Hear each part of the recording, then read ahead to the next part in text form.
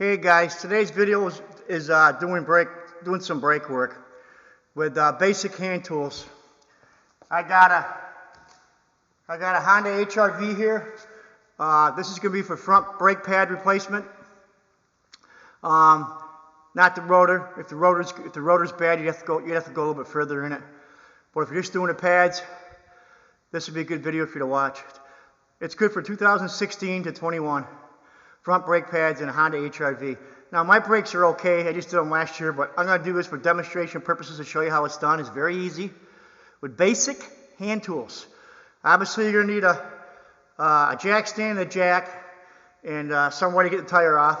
The lug nuts on the tire are 19 millimeter.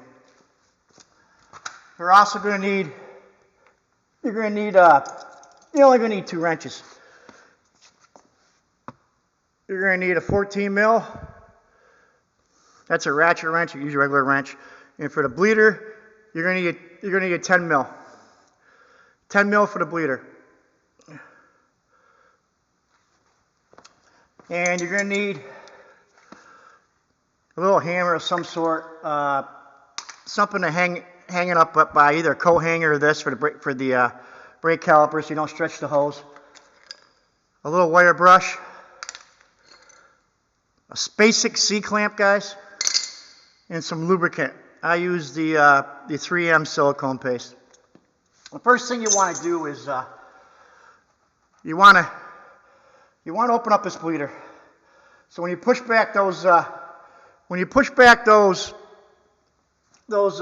brake caliper, you're not gonna have any problem. You want to open it up because you don't want to push those back without doing that. It's not a good practice to push the brake fluid back in the master cylinder. Some of these newer cars you're gonna have trouble doing that. It's not gonna be good.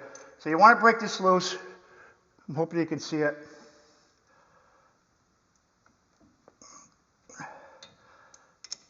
All right. So when you push back in the piston, you can see fluid coming out. When you push back in the piston, there's going to be very low resistance. Then what I do is I take a screwdriver, basic screwdriver. And I get inside here and I pry between the rotor and the pad, and you can see it pushes in real easy because the bleeder is open, so it's going to push in real easy. Now you got the clearance to pull off that caliper. The next thing you want to do is take off your two caliper pins. And this is like I said, this is a 14 millimeter. You don't need a ratchet wrench. Use a basic wrench, guys.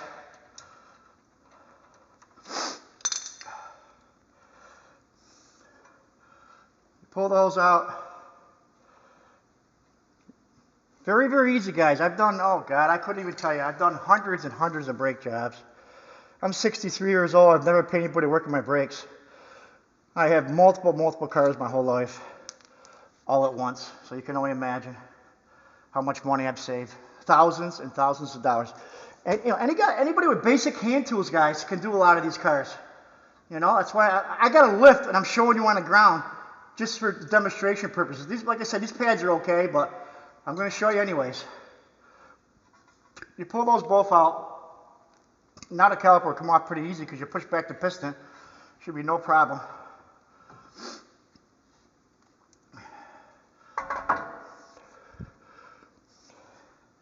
And now what I usually do is I'll push back the piston more, but I'll take a pad here. The pads come out really easy. See, I still got a lot of wear left, guys. These are like still close to new. I'll put the pad in like this to push back that piston.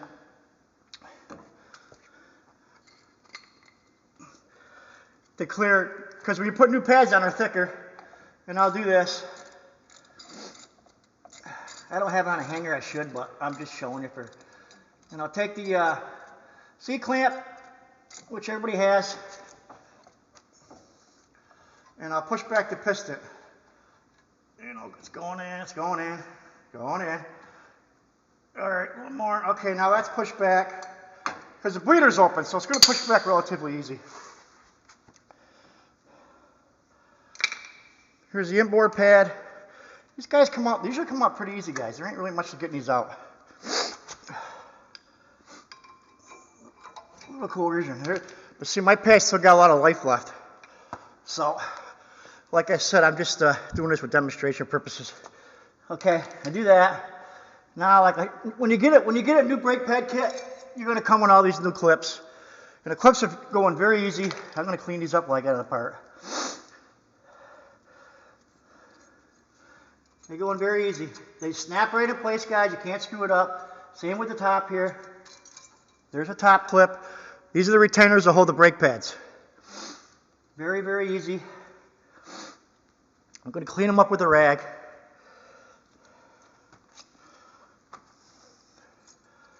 Pop them back in. Now those are back in. Now I'm going to take a little bit of lube on those. 3M silicone paste. I put a little bit of lube on those where the pins are going to sit in, where the pads are going to sit. Put a little lube on those. I'm hoping you're seeing this all right. Yeah, I'm doing the best I can, guys. It's hard to get in there and show you. Now you got to pull these pins apart. Pull these pins out. They got the little rubber boot on them.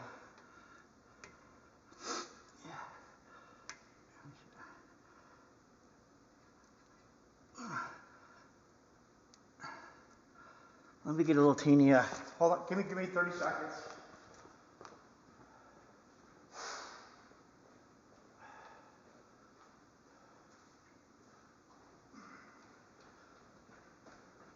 You're gonna need a little screwdriver perhaps. Sometimes they stick. I got a little screwdriver here. Just to separate, they get like they bond to it like.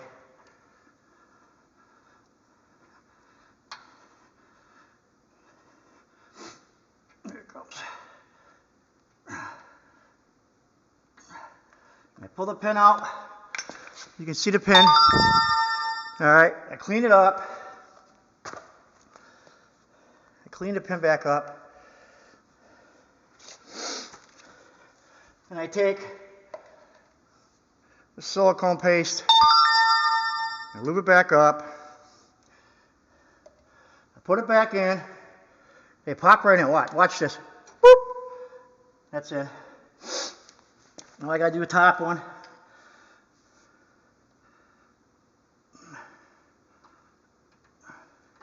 Sometimes the rubber sticks a little bit because these ain't been off in a couple years, guys.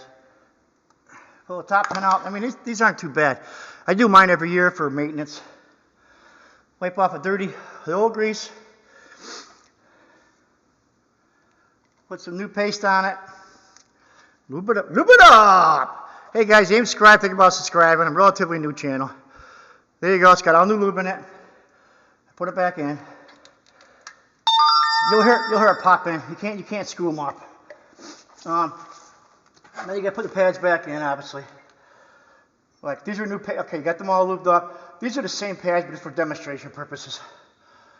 The one with the squealer tab always goes in the inboard pad. That's the one against the piston and the caliper. Put the pads back in the right way.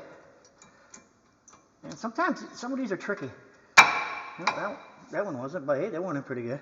And like I said, I still got a lot of pad left, but you can see when they start to wear, that squealer is right here where my finger is.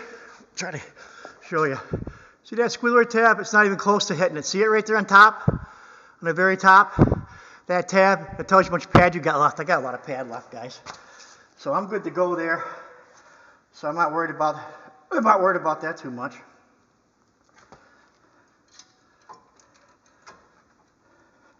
The inboard pad, sometimes I'll tap it with a hammer, make sure it's in there. They're in there. Got all that done. Now the caliper will that's how easy that is, guys. Now if you're going to replace the rotor, like I say, you use a 17mm wrench to take off the back plate that holds the caliper. Well, this will go back on now because of I pushed back the caliper, so this will go right back on. No problem. See that? Not a problem. Okay. Put your bolts back in. You see how easy that, guys, you just saved yourself a couple $100. Imagine that. It's that easy to do, guys. It's not a big deal.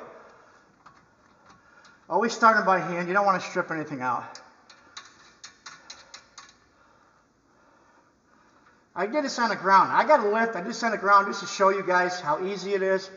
I don't do things on the ground anymore. I got a lot of good stuff here, but that's how easy it is. You can, like I said, this is 14 mil. You don't got to over tighten these. I don't know if there's a torque spec in this, but it's not much. I bet you it's not even 30 pounds. It's probably 20, 25 pounds, but I just usually do it by hand. You don't need a torque wrench. Snug them up good. Make sure they're tight, but don't over tighten them. You can snap those off. All right, now this is important too, guys. Make sure you close that bleeder back up. Make sure you close that bleeder back up. You're going to have problems. Close the bleeder back up. Snug it. It's snugged up pretty good. Put this back on the top of it. And that's all there is to it, guys. It's very easy. Now, when you get back in the car, pump up the brake a couple times. Nice and easy. Let the pad seat. Now make sure you do both sides now. You can't just do one side, guys. And add some brake fluid if you need brake fluid. You might need a little bit, but usually you don't. And that's about it, guys. It's very, very easy. If you got any questions or comments, just leave a post and I'll get back. I always get back to you guys. Hey guys, that's it for today. I hope it was fairly clear. I don't know. It's hard to do this on a car. I'm new at this, but they're very easy. You just save yourself a couple $100, guys, by doing this yourself. Just doing the front brakes. Like I said, if there's no pulsation in the rotor, or they're not all grooved up and dug up, you don't need to replace them. If you have any of those symptoms, replace them, by all means. Okay, guys, that's it for today. Thanks.